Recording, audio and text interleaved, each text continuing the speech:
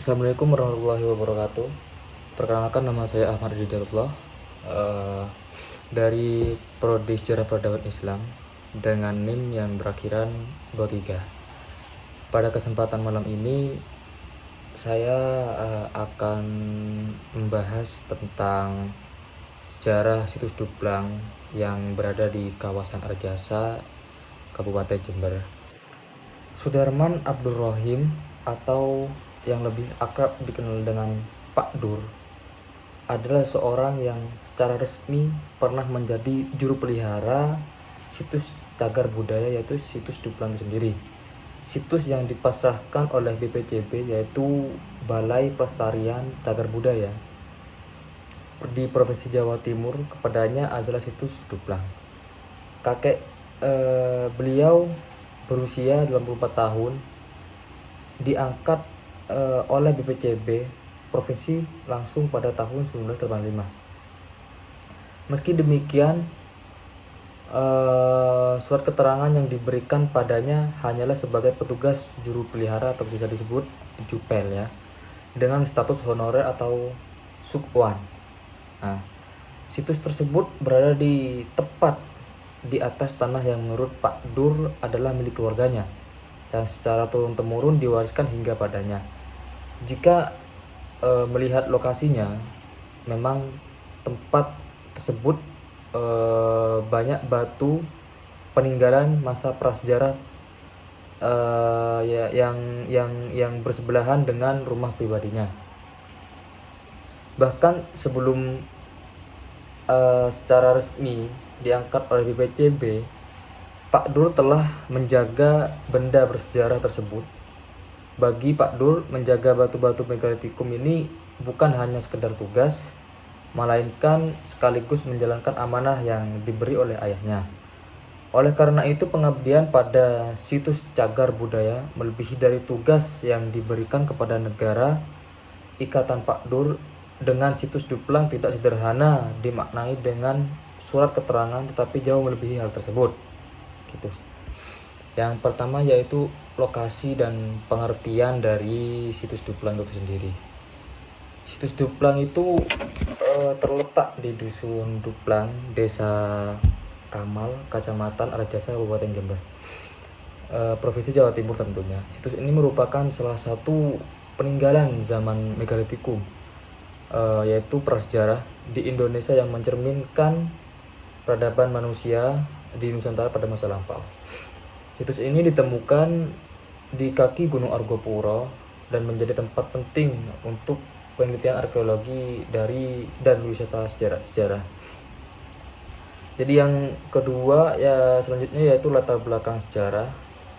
Latar belakangnya yaitu situs Duplang diperkirakan berasal dari periode megalitikum sekitar abad ke-4 sampai hingga abad ke-10 Masehi.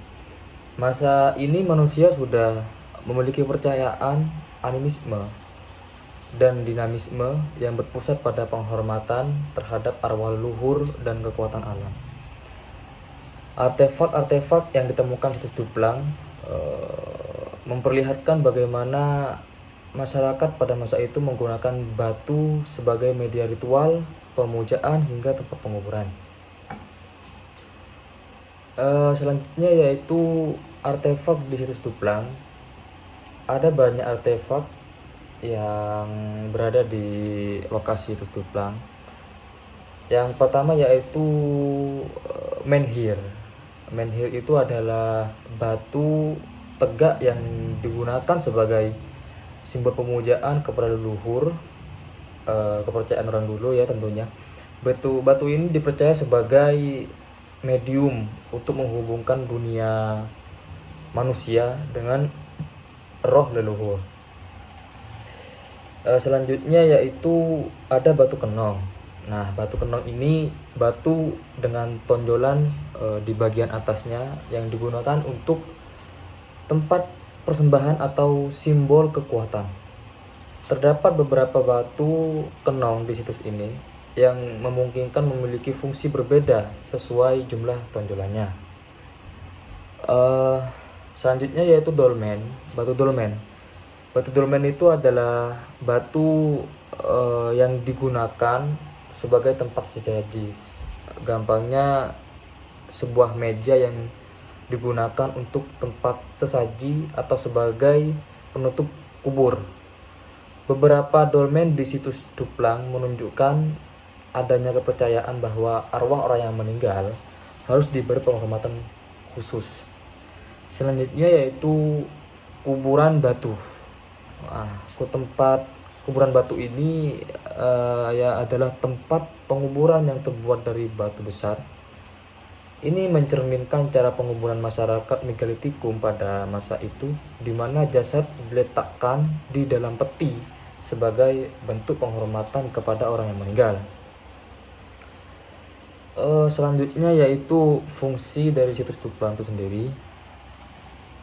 Yang pertama yaitu situs Duplang bukan hanya menjadi tempat ritual dan pemujaan, akan tetapi juga memiliki fungsi sosial sebagai pusat aktivitas masyarakat prasejarah. Tempat ini menjadi saksi perkembangan kepercayaan masyarakat pada masa itu yang mengandalkan kekuatan alam dan leluhur untuk menjalani kehidupan sehari-hari. Penemuan dan penelitian di situs Duplang pertama kali disadari oleh penduduk lokal. Namun penelitian intensif baru dilakukan pada pertengahan abad ke-20 oleh para arkeolog.